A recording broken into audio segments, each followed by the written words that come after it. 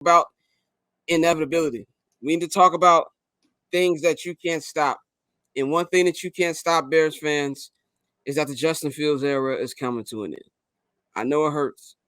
I know we don't want to accept it. I really don't want to accept it. I've been a Justin Fields fan, man, since I seen him on QB1 on Netflix. I saw him at Ohio State. And I remember that big touchdown he threw to Chris Olave. I think it was in the Sugar Bowl. One of like the 6 he threw, and I was like, man, I would love to have that dude as my quarterback. Little did I know, 4 months later he would.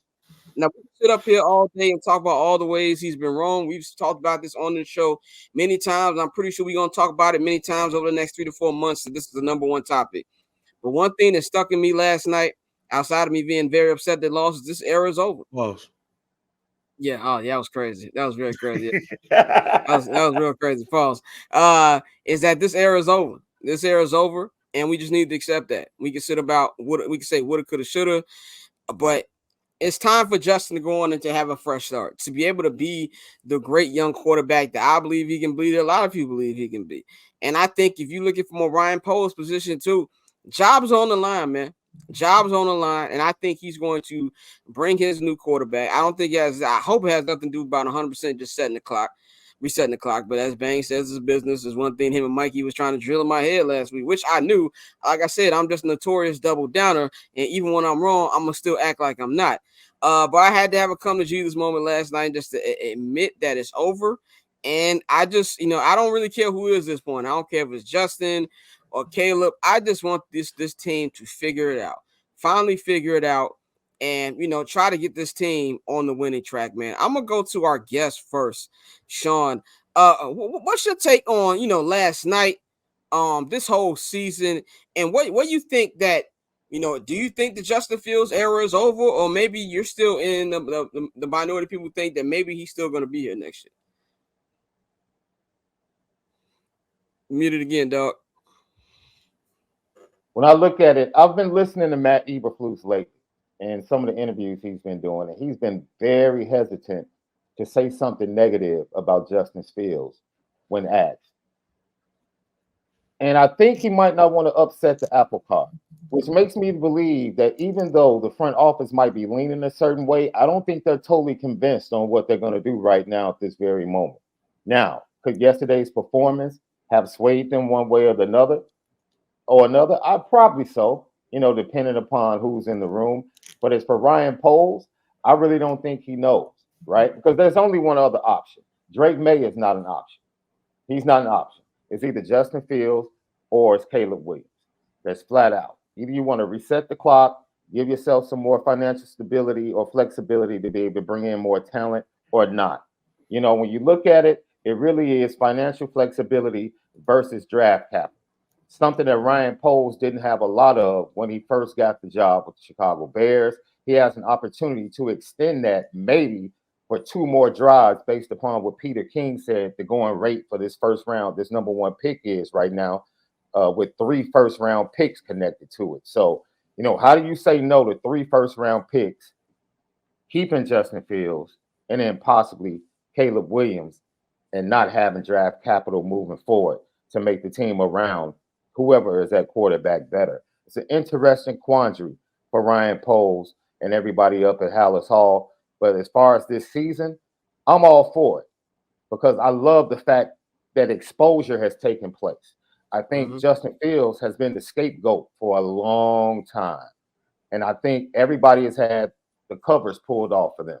The staff, heck, they lose the same way they lose assistants. You don't know what the heck is going on.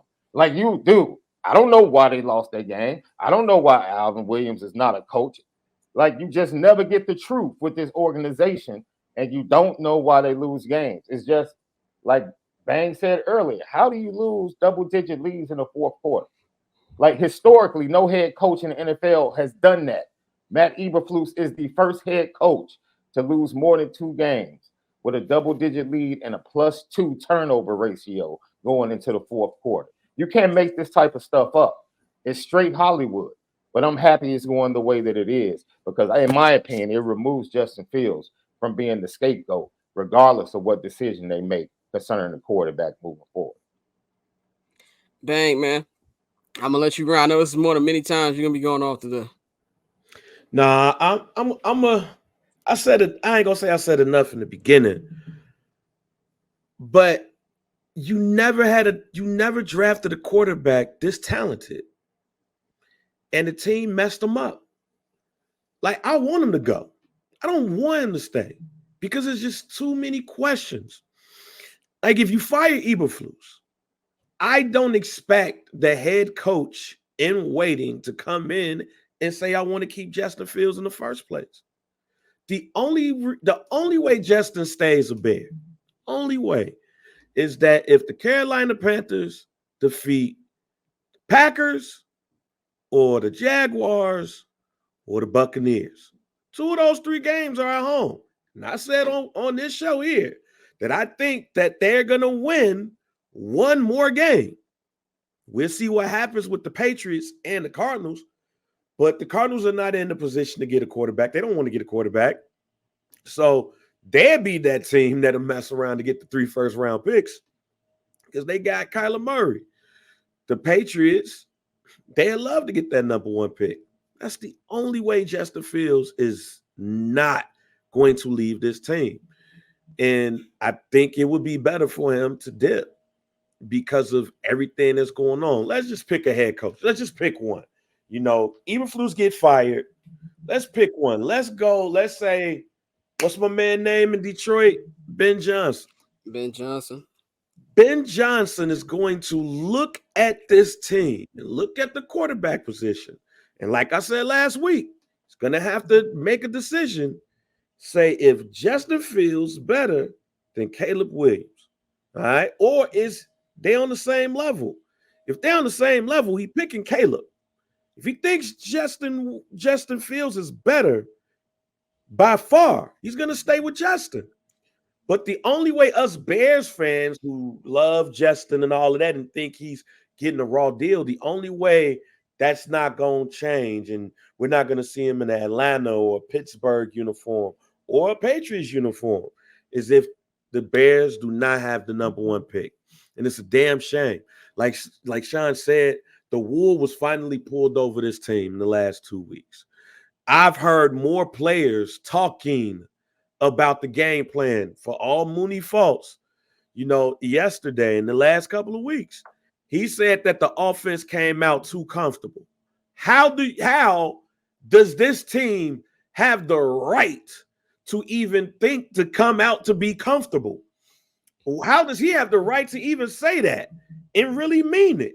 That's bad. You got Justin Jones like, I never practiced that.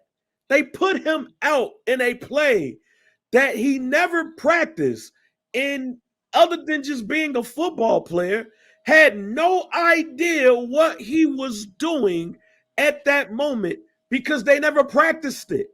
You got DJ Moore looking at the press crazy like, stop asking me this question. Stop. Justin Fields is better than these other 2 dudes. They're talking now. That don't bode well for the coaching staff. But for the incoming coaching staff, you have to go, I want my own person. And I don't blame them for wanting their own person. So, Justin, hey, Godspeed. I'm going to be a fan of you. And I'm going to be looking, hopefully, I'll be looking at one of these other teams saying, damn, we really messed up. But at the same time, I got to hope that Caleb Williams is good too. Wow.